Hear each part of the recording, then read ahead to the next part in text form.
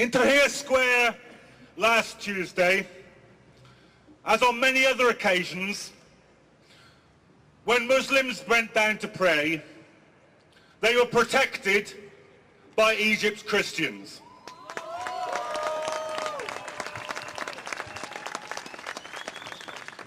Tomorrow, I just received this message from my friends in Tahrir Square right now. They have decided that tomorrow will be a day for the martyrs, and that a mass, a Christian mass, will be said in Tahrir Square, and the Christians will be protected by the Muslims.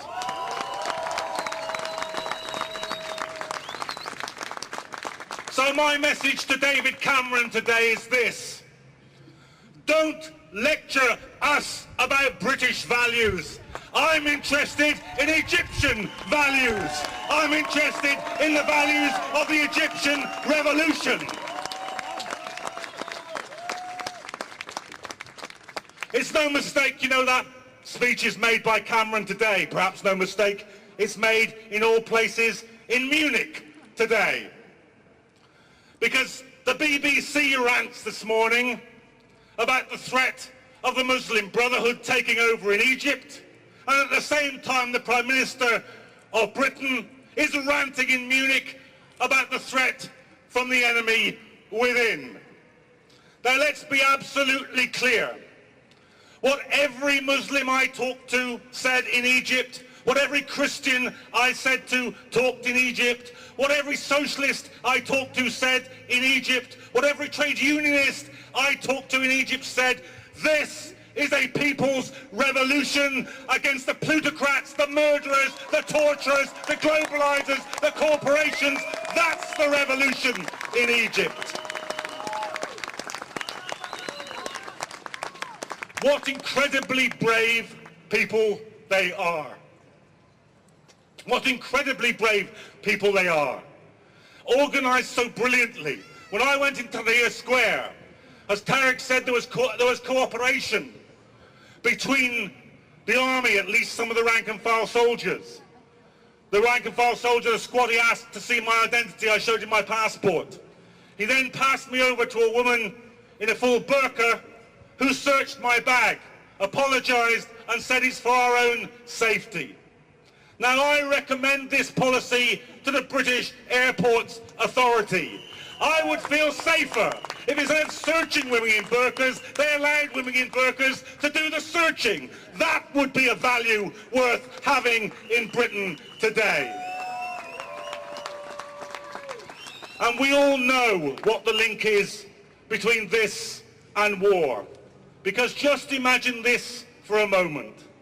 Just conduct now in your own mind this small thought experiment. What if there had been no war in Iraq? What if there had been no million dead, no occupation?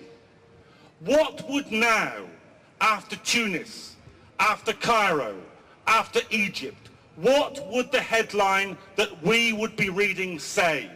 I think it would say this: Saddam Hussein's regime shaken to its foundations by mass demonstrations in Baghdad.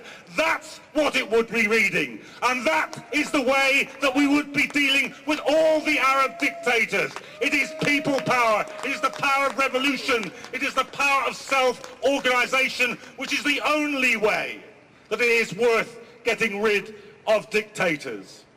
Now, the Egyptian revolution, as we speak, is on a knife edge. We've seen it this week, the beauty of the revolution occupying Tahrir Square, the ugliness, the depravity, the brutality of those mobs of plainclothes policemen, of hired thugs trying to drive the revolutionaries off the square. And then that fantastically brave response as they pushed them all the way down Tahrir Square and out the exit by the Egyptian Museum. And then yesterday, the masses returning and holding the square. Today, as we meet here, they're arguing with the army officers A senior army general has just spoken from the platform in Tahrir Square and said, I'm worried you're being manipulated. But the people there are chanting, we won't go until he goes. We won't go until he goes. The soul, the heart, the existence of the Egyptian revolution is at stake. And every last thing that we can do, every last protest, every last meeting, every last letter, every last message, you must do it.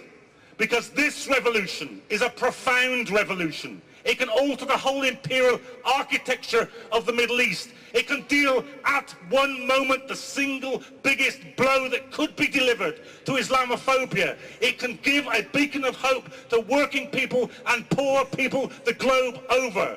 So today, recommit yourselves. Every last piece of energy, imagination, initiative, activity, everything for the Egyptian revolution.